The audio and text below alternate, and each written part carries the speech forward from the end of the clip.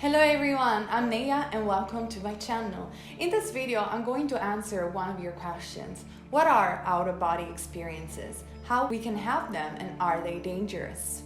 So obviously, let's talk about what are out-of-body experiences. For cognitive science and psychologies, out-of-body experiences are considered dissociative experiences arising from different psychological and neurological factors, like a dream or altered state of consciousness. Basically, for scientists, our dissociation from the body, meaning consciousness doesn't identify anymore with the body, but with a lighter being outside of the body. This is what science says about out-of-body experience. What is my take on this spiritually? I believe, obviously, we are the keepers of our soul, and our body is the home of our soul. So out-of-body experiences are like dreams, for example, are simply experiences that the soul is having on outer body. Consciousness is having and expanding out of body. And they are intentional out-of-body experiences, unintentional and mechanical, stimulated by mechanical, which is intentional body experiences. What do I mean by that? Well, I want you to watch my video entitled Dreams, because in that video I explain that dreams are unintentional out-of-body experiences where our soul finally is free from the body and our consciousness can expand and travel through dimension. That's why through dreams we have appearance of angels, spirit guides sometimes, or signposts that are an indication, an important indication of our unfoldment in this existence. Other unintentional out-of-body experience can be also sleep paralysis, for example. Now, sleep paralysis sometimes are not the most pleasant experiences because during sleep paralysis, the consciousness, it's actually conscious of having an out-of-body experience. So it can be very scary. Now, sleep paralysis can be either an indication of lower dimensional state, especially when we hear sounds like a very low pitch sound and we feel we cannot breathe. Otherwise, can be uplifting experience when we're feeling a sense of peace and release from the body. But a lot of people, unfortunately, like myself, for example, when I have episodes of sleep paralysis, it's pretty low pitch, and I understand in that case, I really don't get scared. But I just know that when I wake up, I will enter a meditation. I will try to relax and without stress and try to connect with my higher vibrational state.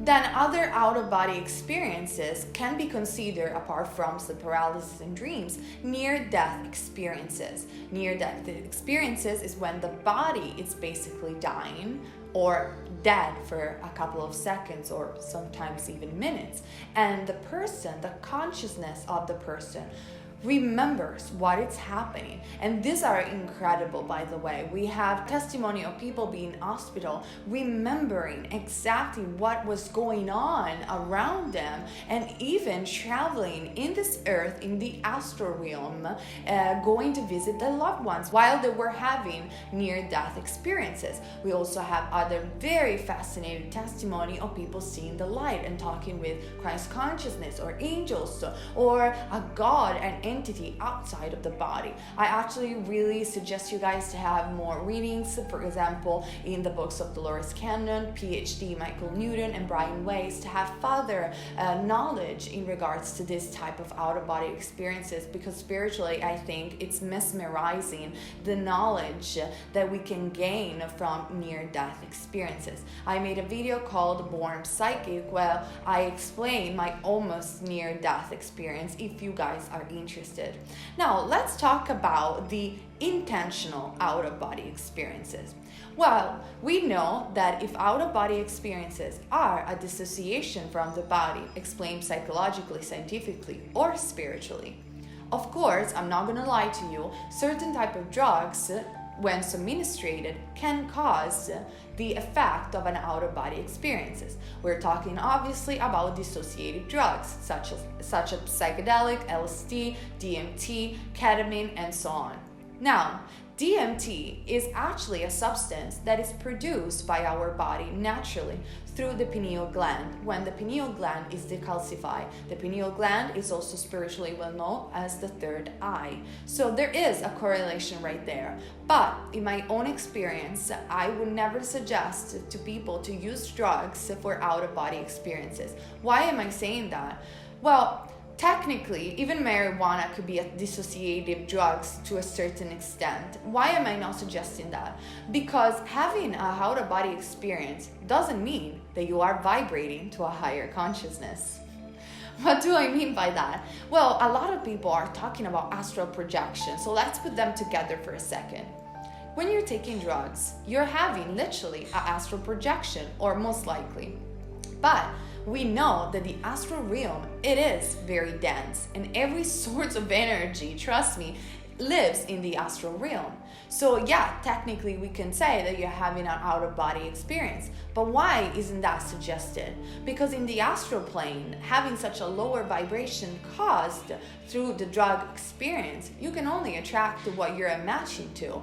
Yes, there are certain people having wonderful experience to this process. For example, people that use ayahuasca in the shaman journey. But let's remember that the shamans know what they are doing, and they are trained to make people have this wonderful experience. But when drugs are taken for abuse, addiction, or for any other sorts of experiment through meditation without any supports of a shaman, when we are talking about plant medicine and not ketamine, DMT, and chemical drugs, I don't think it's suggested. It could be very, very dangerous, as much as astral projection, because you're literally projecting your body, but even your consciousness, dissociated from the body without any guidance on a lower state of vibration. And this universe is governed by the law of attraction. What do you think you're going to attract? I really don't suggest it. I don't think that is the way at all. And I believe actually that yes, it's true. If you ever smoked marijuana, the feeling would be a little bit dissociated. By the way, I don't judge people that do. I know in some state in America it's legal, and it's really up to you. That's something that I don't do personally, but I am no one to judge. So please bear with me. But what I noticed is that yes, your consciousness drops a little bit, and so you are more likely to have higher experience. But still, when you are in a natural state, in raising your vibration, in a natural state of allowance, in an alignment with source, drugs actually block you on the astral realm. They don't allow you to go to a whole different higher dimension. Please watch my video entitled Raise Your Vibration to know more about it. So I'm very straightforward, I'm very honest with you, that it's my thought, my personal experience with this type of intentional out-of-body experiences, and I personally don't suggest that method. So what are the methods then that I do think they are effective, healthy, and that I suggest if you guys want to have out-of-body experiences? Well, let's talk about again astral projection. I don't advise astral projection in essence when you are not receiving any training from a person that knows what she or he is saying, like a spiritual teacher. Because again, you're remaining stuck in the astral realm.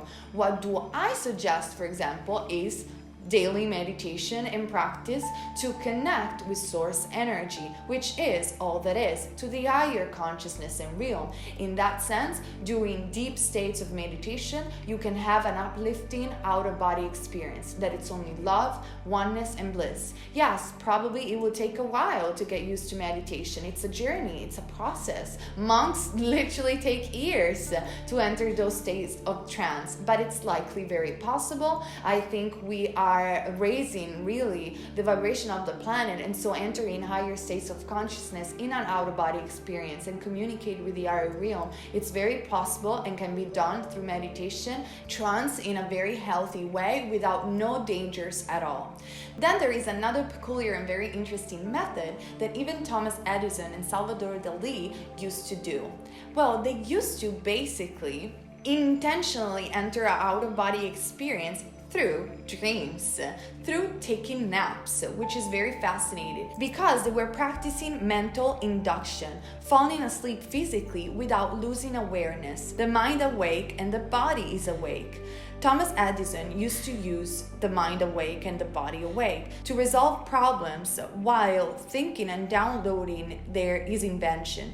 He will rest a silver dollar on his head while sitting with a metal bucket in a chair. As he drifted off, the coin would noisily fall into the bucket, restoring some of his alertness.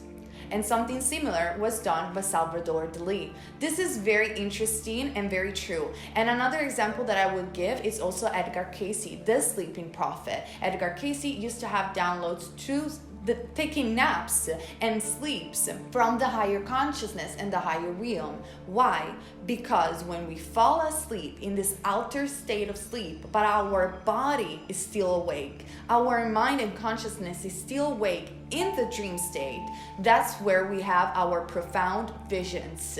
And that's something that I use too. I wrote another book that it's going to be published very soon. I didn't type it down. I went like Edgar Cayce used to do, or these other people. I went on a nap with music, on a really deep trance and meditation. I almost fall asleep without falling asleep, and I started talking and channeling, and my roommate was taking note of what I was channeling, and then I wrote my second book that I hopefully it's going to be out very soon on Amazon. So that is absolutely a healthy technique to do, and a healthy technique also to resolve problems. Then other methods of out-of-body experiences will be mental induction, such as magnetic stimulation, electric stimulation, brainwave synchronization. I am not going to dive deep into this because I've never tried it personally, and I believe experience teach and words don't. So do your research on that, because again, I just only know that brainwave synchronization via audio and visual stimulation, binaural beats can be used to induce specific brain waves and frequencies.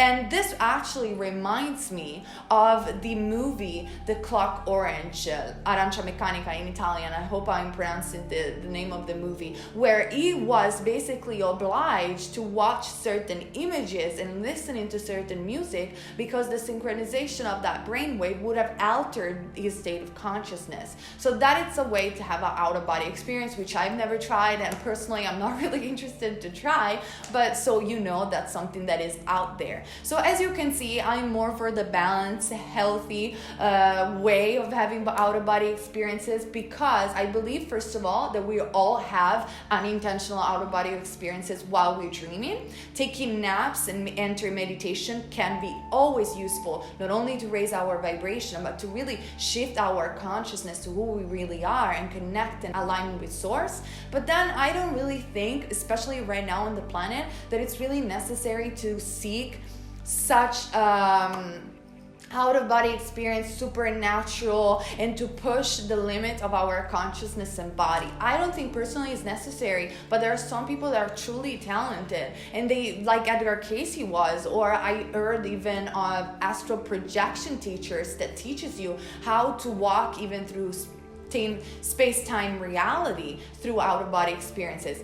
Definitely, that's something to be considered. That's something incredibly fascinating. I think some people are more drawn and talented on that. Some others, maybe like myself, not that much. I rather do meditations, sleep, and through my dreams and my channeling. That's what my take on this one. And personally, I never found any danger in doing that. Actually, I found only empowering message and channeled message from my angels. So this is my take on out-of-body experiences. Please let me know your experiences too. If this video was useful for you guys, if it was, please share it and subscribe to this channel. Keep in mind, you're never wrong if you follow love. Thank you so much, everyone.